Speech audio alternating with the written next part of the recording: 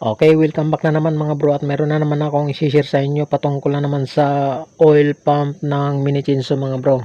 Ayan, sa video ito mga bro ay ituturo ko sa inyo kung paano patipirin ng langis ang ating oil pump ng ating Mini Chinso, at ituturo ko na rin kung paano gumagana itong oil pump natin, o kung gumagana ba yung oil pump natin kung halimbawa walang lumalabas na langis dito na supply ng kadena.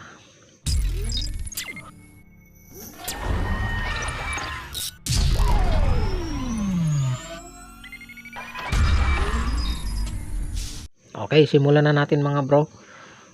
Ayan, so natanggal ko na mga bro yung kanyang mga allen bolt. Hugutin na lang natin. Ayan, at ituturo ko sa inyo kung paano patipirin ang oil pump ng ating Mini Chinso. I-release lang natin ito.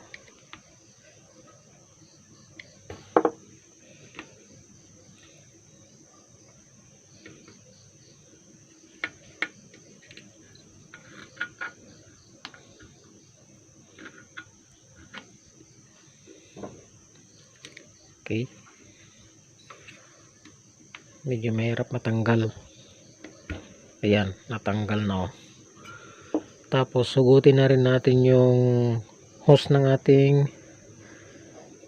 oil pump. Ayan ayan, natanggal na. So ito yung hose niya mga bro, para makaigop ng use oil dito sa ating tangke. Ayan, so ilagay natin dito at titistingin natin mamaya. So ituturo ko muna mga bro kung saan ba naglalagay ng use oil. Yan, dito mga bro, dito tayo maglalagay ng use oil para sa supply ng kadena natin.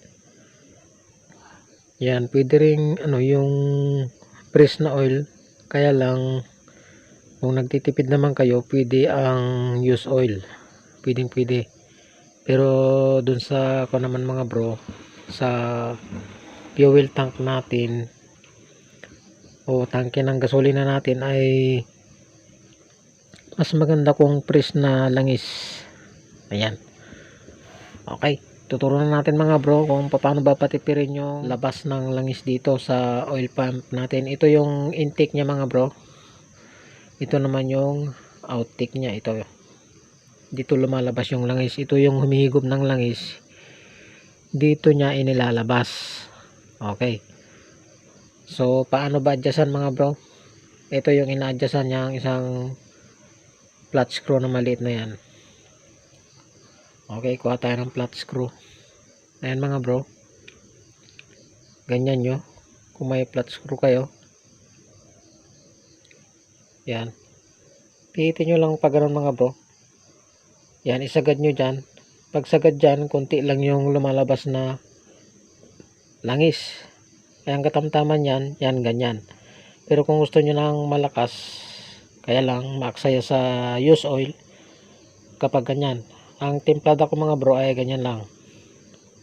Ayan, katamtaman yan. Pag sinagad yan, kakaunti yung lumalabas. Kulang yung supply ng kadena natin. So ganyan lang mga bro. Ayan, mapapansin nyo, ayan ayan, nakagitna lang siya. Ayan, okay. So halimbawa hindi naman siya gumagana mga bro, baka barado dun sa loob nito, may pumasok na dumi kung halimbawa walang lumalabas na langis. Okay, ituturo ko naman mga bro kung paano ba siya gumagana. Okay, so bali na ibalik ko na mga bro, ituturo ko naman sa inyo kung paano ba malalaman kung gumagana yung oil pump natin. Ayan, bali naibalik ko na mga bro yung dalawang allen bolt nya para mapagana natin. Ayan, so ang gagawin nyo, iikutin nyo lang ito pag titignan nyo dito kung may lalabas na langis dito sa natin, dito sa outtake ng ating oil pump. Dito tumutulo yung langis papuntang kadena natin. Okay, ikot-ikutin natin mga bro kung may lalabas na langis dito. Ay, subukan natin. Ayun, merong lumalabas mga bro. Ayan na oh. Tingnan nyo oh. Ayan oh. Oh, ayan. Tutulo na siya oh. Tumulo na oh. Ayan, kung mapapansin nyo. Ayan oh. Ayan oh. Ayan, tumulo na oh. Ayan oh. Oh, tumutulo siya mga bro. Ayan oh. Oh, ayan. Ayan, yun, yun. Mapapansin nyo, ayan oh. Kapag iniikot natin pababa na ganun, pahila, tumutulo yung langis. Ibig sabihin mga bro ay gumagana yung oil pump natin. Ganun lang mag-trace mga bro kung gumagana ba yung oil pump natin o hindi. Pero kapag ginano nyo at walang lumalabas, linisan nyo lang yung mga hose mga bro. Pahanginan nyo lang ng bomba ng motor o bomba ng bike.